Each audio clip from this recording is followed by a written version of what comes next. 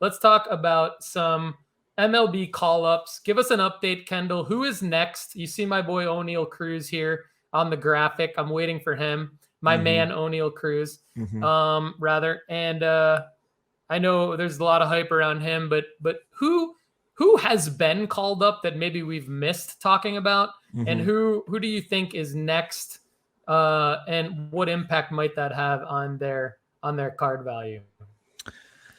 Yeah, I keep hammering away at like eventually O'Neal Cruz is going to get called up. He does stupid cool things in AAA. My friend Jack is the announcer for the Indianapolis Indians, which is the AAA team for the Pirates. So O'Neal Cruz is there, so he watches him every day, and he's like, yeah, like his stats aren't like jumping off the page or whatever, but this is a guy that would sell tickets in Pittsburgh. And he's good enough to be a major leaguer. So it doesn't really make sense why O'Neal is still down there. I know that he does need some seasoning. I get that. He's not a perfect player. Defensively as well, there's some question marks whether he's long-term at shortstop or not. Either way, his arm is more than capable of being a right fielder. Or a left fielder, really. And he's just lost defensively out there, which is why I think they still have him in AAA. And the Pirates definitely don't need to pull him up right now. Like, they're not pushing for anything. And so, like, the biggest thing that's going to happen all year for the Pirates was like 2 or 3 weeks ago, they swept the Dodgers. And that's going to be the thing that they hang their hat on in 2022. They're going to be like, oh, yeah, we swept the Dodgers. We hope they win the World Series so we can say, well, we swept the World Series champions, And so the Pirates are going to be bad for a long time. But I think O'Neal Cruz is going to be so fun to watch that I'm waiting. I'm in great expectation of him. We did talk about this a couple weeks ago. I expect Vargas to come up soon. From the Dodgers, third baseman for the Dodgers.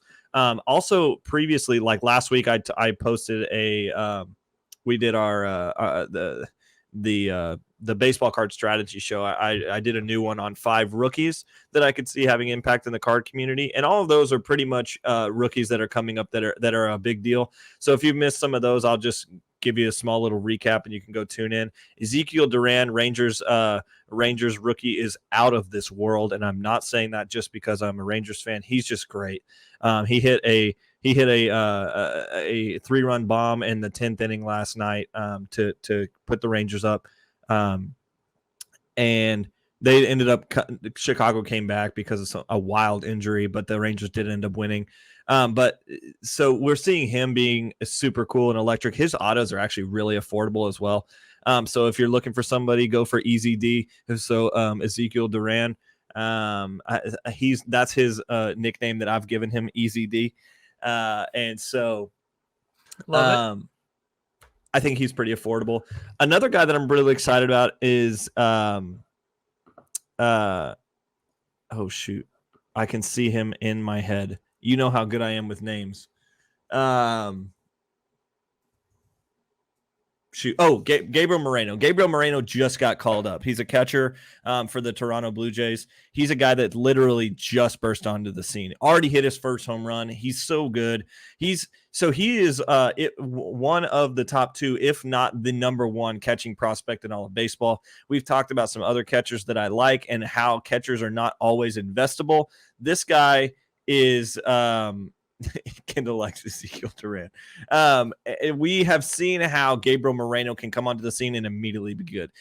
Jansen is probably not going to be out for that long. He's just a small fracture in his finger. But we are seeing how Jansen is playing very well. Kirk is playing very well. As a guy who's a secondary catcher and he's now getting every day at bats for the Toronto Blue Jays, Kirk is somebody that I invested in last year that's actually kind of paying off now. He's a guy that I just took a flyer on. So Alejandro Kirk, he's not a rookie, but he is really good. But now Gabriel Moreno, who's probably the better catcher out of the 2 of them, is coming up, and he is going to exceed expectations. I've been buying him a lot all the way through the process. So I actually have sold 3 autos of his this week on eBay. So he's definitely movable. I'm taking profits there, not because I think he's not going to be what I think he's going to be, but like I bought so low at one point that you've got to take profits to put into somebody else. And I might even actually turn all the Moreno profits into buying one really nice Moreno. Those are some guys that I'm really excited about. Several guys from random teams, so Blue Jays and Pirates, and the Rangers, obviously. And Vargas with the Dodgers as well. So there you go. Very nice, very nice. Any update on Nick Gonzalez? He was struggling earlier on in the year. Is he coming around yet? Yeah, so I'll look at his stats and give you an updated, as much updated as you can get. Here real quick. Nick Gonzalez. All right, Pirates AA. Okay, so 2022 so far, he's 23 years old at a AA level. He's got 112 WRC plus, which I always preface, which that's saying the 100 is the league average for their specific age group and for their league. So in AA, he's 12% better than every other AA player. The problem here is he's trying to do some swing adjustments, and this is something that I've kind of talked about. It is good that he's trying to do that now before he gets to the major leagues, but we're seeing a higher strikeout rate than I want. For instance, we're at 32.8. I want it always to be below 30. And so it's just a very small increment above 30%. But even at 30%, I'm a little bit wary if your power numbers are not outstanding. And he's got 4 home runs on a year in 186 plate appearances. So his ISO is not super high. He's got a 247 average, which isn't bad. His on base percentage is 366 because his walk rate's pretty high as well. And the problem is he's not the player that he was in high A, which is where we see from college bats. We see how when they go through high A, that is typically college pitching level, especially when they're in big conference level pitching. When they make that jump to AA, they've got their first experience with secondary pitches for the first time, like elite secondary pitches. So you can't just sit on a fastball, or you can't just sit on a curveball if a guy's got a really good curveball. He might have 2 or 3 good pitches, so you have to not only be a great hitter, but you have to know game script really well. So it's the first time that they're throwing themselves into something that is like mentally a different ball game almost. So AA is always a big shower for what they're going to be. And for him to have a above average, not super above average, but an above average 2022 start to AA, I'm encouraged. I'm a little bit and when I talked to Arm about this a couple weeks ago, he saw him in the Cape Cod League, and that's who got me onto him when he was in summer ball. So he said he was one of the best profiled hitters that he'd ever seen live. And he was like, this guy he's on the field and he just looks different. Now, he's learning through some things, and I think he's learning through some swing patterns. And I think this kid is going to be a great major leaguer. He's just figuring out some things at the AA level right now. So I'm giving him some grace there. Is it great? No, it's not great. Is it horrible? No, it's not horrible. He's actually just a little bit over league average, which if you're figuring something out in your swing and you're figuring AA out for the first time and you're just a bit above league average, I'm willing to say you're going to get better and you're going to be a much above average player. So in terms of Nick Gonzalez, my analysis there is it's still a wait and see. I don't think he's even close to being ready to being a major leaguer, but I do think he has some promise still. And I'm still excited about what we have coming in the future. Nice. Well, I have a baseball question for you. And then if anyone else watching the live feed wants to chime in the comments with a baseball question, we'll take them. My question is, when is Riley Green coming back? That's a great question.